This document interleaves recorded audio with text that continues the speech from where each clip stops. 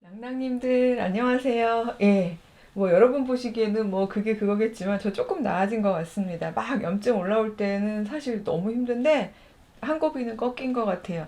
예, 뭐 그래도 얼굴 여전히 좀 불구스름하고 그렇긴 합니다만 이번에 되게 느낀 게 있어요.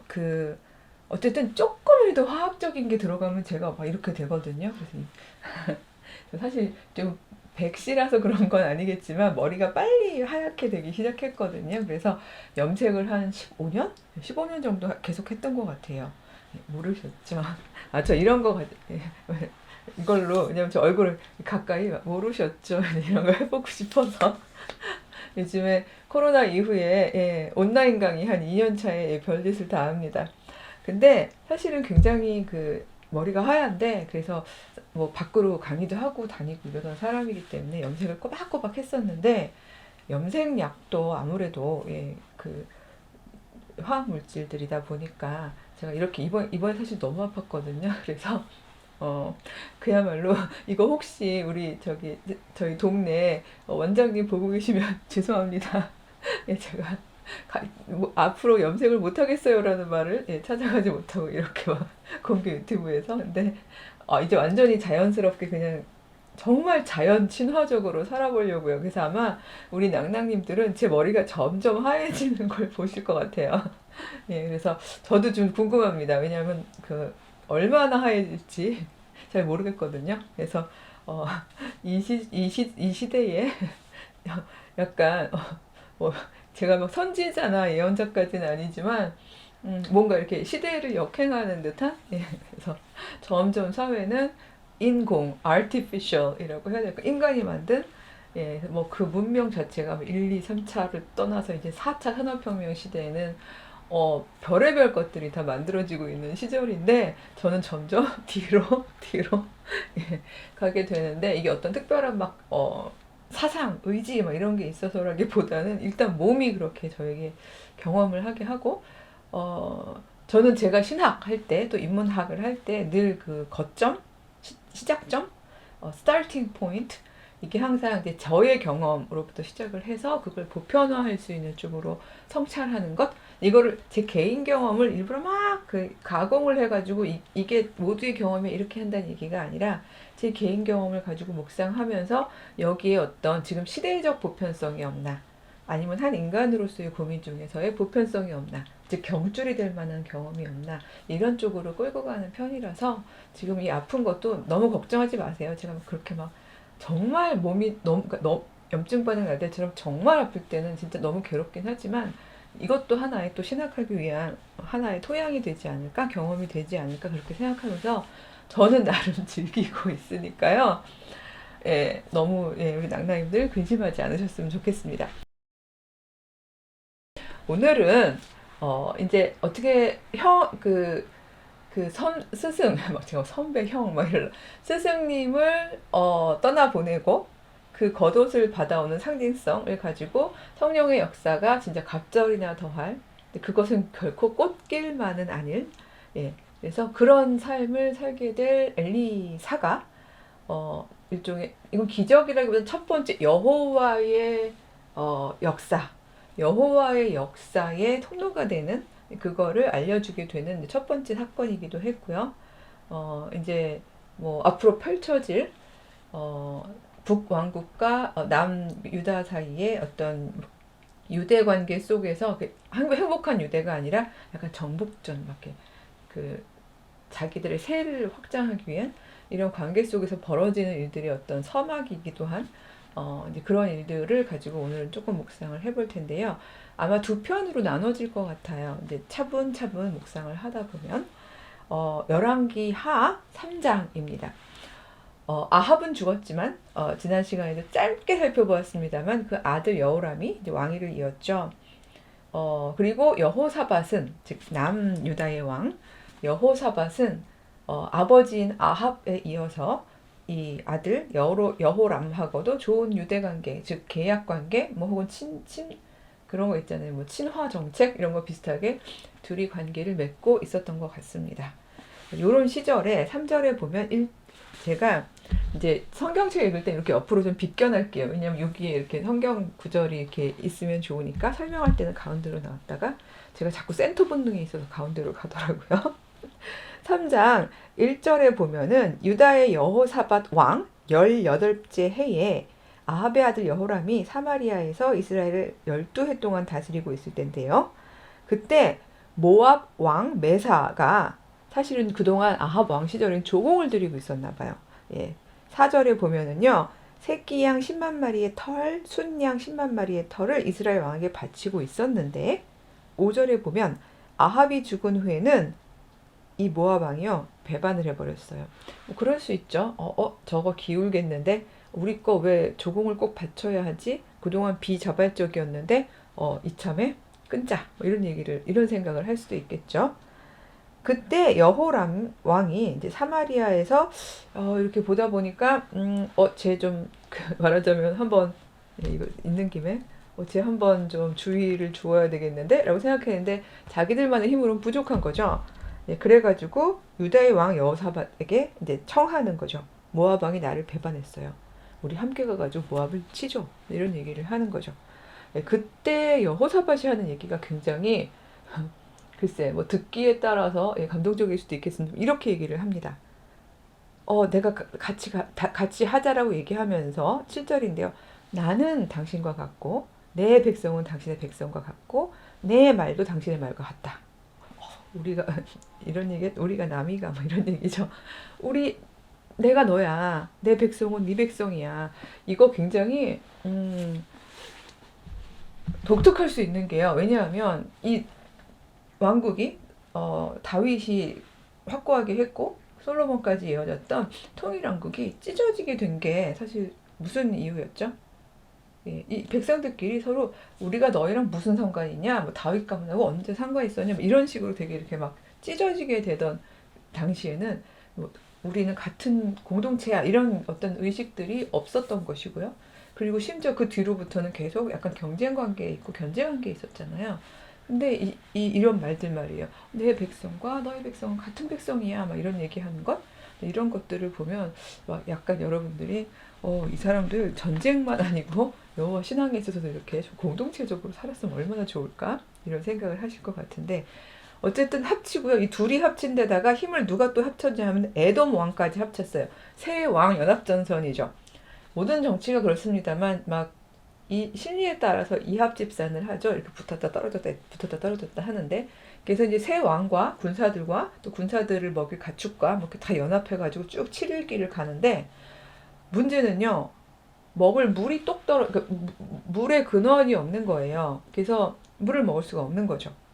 예, 이에 11절에 보면 여호사밧은 아합 때도 그러더니 물론 평가에 따르면 여호와를 잘 신앙을 가진 왕으로 평가가 되어 있습니다만 이렇게 말해요.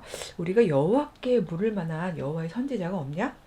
그럴 때 이제 여호람이 얘기하는 거죠.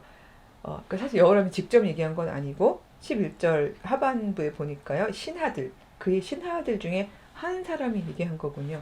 예, 그 뭐죠? 돌아가는 일에 되게 밝았던 신하 같은데 전에 이 엘리야의 손에 물을 붓던 사밧의 아들 엘리사가 마침 요 근처에 있습니다. 이렇게 이야기를 합니다. 손에 물을 붓던 물론 당시의 문화 속에서 있는 거지만 그냥 시중 들던이라고 보면 되죠. 가장 가까이에서. 그렇죠? 우리가 물로 손을 씻는 작업들은 여러 가지가 있잖아요. 그러니까 상징적인 의미에 있어서도. 근데 특히나 그 이스라엘이 살고 있던 그 당시의 지역과 이런 것들을 볼 때 손을 씻고 발을 씻는 부분은 의례적인 부분만이 아니라 거의 일상생활에서 생존과도 직결된 굉장히 그 어떤 위생 관련해서도 중요한 일들이었을 텐데 이게 또 그 늘 일상에서 늘 가까이에 있으면서 그를 시중들던 신뢰를 받던 제자라고 표현할 수 있겠죠. 그 제자인 엘리사가 마침 근처에 있습니다. 그래, 그럼 그에게 물어보자 하고서는 이제 그를 부른 거죠. 엘리사가 이스라엘 이제 왕에게 즉 여호람에게 왔어요. 근데 와서 하는 얘기가 굉장히 재밌습니다. 13절에 내가 당신과 무슨 상관이 있습니까? 당신 부친과 선지자들과 모친의 선지자들에게로 가소서. 부친의 선지자들 그럼 대충 바알일 거고요. 모친의 선지자들 그러면 아세라를 섬기던 사람들이겠죠. 이 짝으로. 그래서 그냥 그동안 했던 대로 해. 하던 대로 해. 왜 갑자기 그래? 약간 이런 이야기인 거죠. 뉘앙스가. 예, 그런데도 이제 막 물어보니까 엘리사가 이렇게 대답을 하죠. 14절인데요. 내가 여호와께서 살아계심을 두고 맹세하노니, 예, 이건 거의 이제 서두의 오프닝이 되어버렸고요. 유다의 왕 여호사밧의 얼굴 때문에 이 예언을 하는 거지. 내가 너였으면 이거 전해주지도 않았어. 막 이런 얘기를 하고 있는 거예요. 저는 조금 이렇게 풀어서 하지만 우리 편집자님 여기다가 예, 띄워주세요. 예, 그래서 당신을 위해서는 내가 이걸 전하지도 않았을 거예요. 라고 얘기하면서 15절에 굉장히 흥미로운 일이 있습니다. 이제 내게로 검은 곳 할 자를 불러오소서. 아니 지금 여기가 어디예요? 그쵸? 지금 물론 뭐 사람들의 군사들의 사기를 북돋기 위해서 뭐 이런 악기라 이런 뭐 여러 가지를 하는 사람들이 그 수중에 있었을 수도 있겠습니다만 지금 여기 전쟁하러 가는 중이고요. 지금 물 못 먹어가지고 막 7대 돼가지고 탈진해가지고 막 힘들어 죽겠는데요. 막 검은 곳 탈자를 데려오라뇨. 검은 고는 주로 이제 뭐 여러 가지로 살 수 있겠지만 뭐 그러니까 말하자면 이렇게 수금 타고 말하자면 이렇게 음악을 한다는 건 기쁜 일, 즐거운 일을 이렇게 할 때 하는 거잖아요.